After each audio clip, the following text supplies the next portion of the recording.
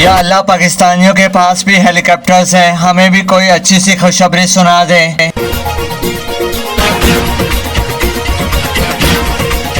Dubai में मौजूद पाकिस्तानियों से गुजारिश है कि फुल बदमाशी के साथ घुमा करें, क्योंकि आधा दुबई तो हमारा अपना निकल आया है।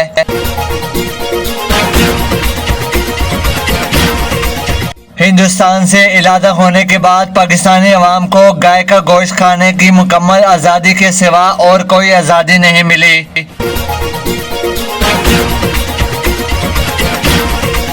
चीफ जस्टिस काजी फाइज ईसा भी हेलीकॉप्टर पर आज़रबाईजान गया हुआ है, बाकी जो अल्लाह को मंजूर हो।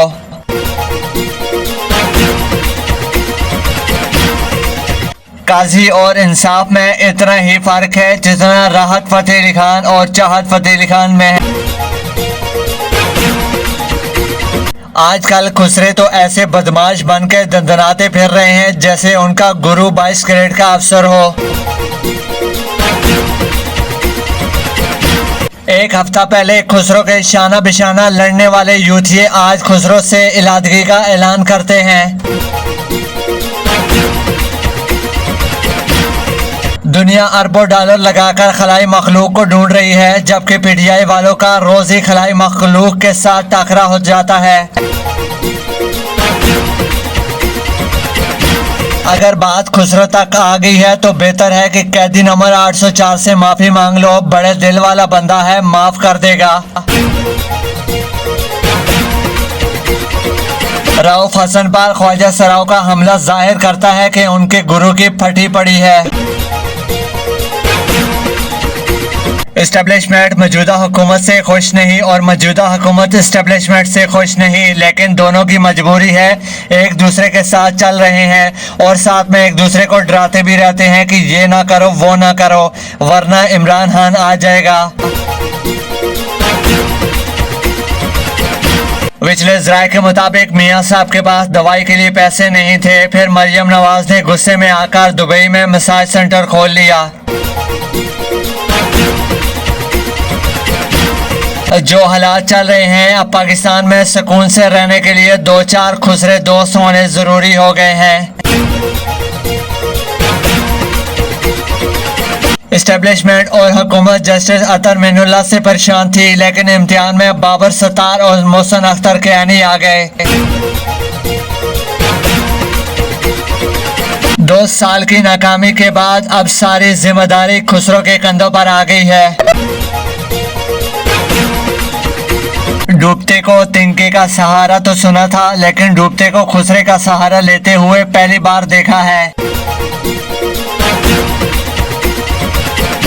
फिरौन बहुत बड़ा आदमी था, लेकिन उसने कभी भी अपने दुश्मनों को खुसरो से मरवाने का शैतानी ख्याल उसके दिमाग में भी नहीं आया।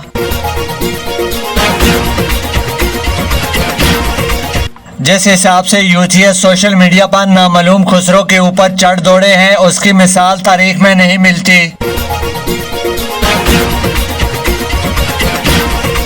ख्वाजा सराह इस वक्त पाकिस्तान की दूसरी बड़ी ताकत बनकर उभर रहे हैं।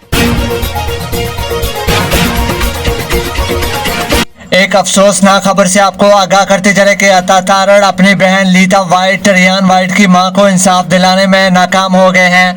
विजिलेंस राय के मुताबिक इस्लामाबाद हाई कोर्ट ने रियान वाइट केस नाकाबिले समाअत देते हुए खत्म कर दिया। अगर हुकूमत अपनी नाकामियां पिछली हुकूमत पर डाल दे और पिछली भी पिछली पर डालती रहे तो इस तरह सारा मलबा कायदे आज़म पर जा गिरेगा। कायदे आज़म और इलामा इकबाल भी वफात पा चुके हैं। मेरी भी तबीयत अक्सर ख़राब रहती है, पता नहीं अब पाकिस्तान का क्या बनेगा। नरेंद्र मोदी कहता है कि पिछले 70 सालों से पाकिस्तान हमें आंखें दिखाता था और हर वक्त हाथ में डंडा होता था, अब उसी हाथ में कटोरा लिए भीख मांग रहा है। और जनाब को इस बात पर गुस्सा नहीं आएगा, क्योंकि गुस्सा सिर्फ आप सोशल मीडिया वालों की हकीकत बयान करने पर आता है। मुताले पाकिस्तान में सिर्फ एक बात ही सच साबित हुई है कि मैदानी इलाकों में गर्मियों में सख्त गर्मी और सर्दियों में सख्त सर्दी पड़ती है।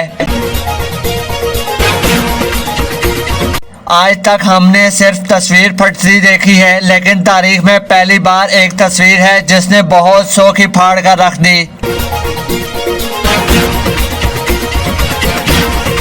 मरियम नवाज हर एक के साथ इज़हार यकजहती करने पहुंच जाती है और उनका लिबास भी पहन लेती है, लेकिन मैडम अभी तक खुसरो के पास नहीं गई।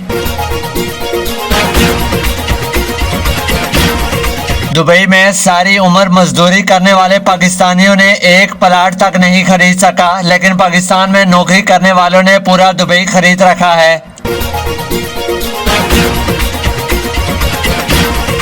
विचले ज़राए के मुताबिक हालिया बारिशों से दुबई में पानी का बहाव इतना तेज था कि नीचे से पाकिस्तानियों की प्रॉपर्टी निकल आई। पंजाब पुलिस की बार बार वर्दियां तब्दील करने के बजाय उन्हें एक बार एहराम पहना कर देख लें, शायद इंसान बन जाए। फिरौन बड़ा हरामी आदमी था, लेकिन उसने कभी भी अपने आवाम का पैसा लूट कर दुबई में प्रॉपर्टी बनाने का शैतानी ख्याल उसके दिमाग में भी नहीं आया।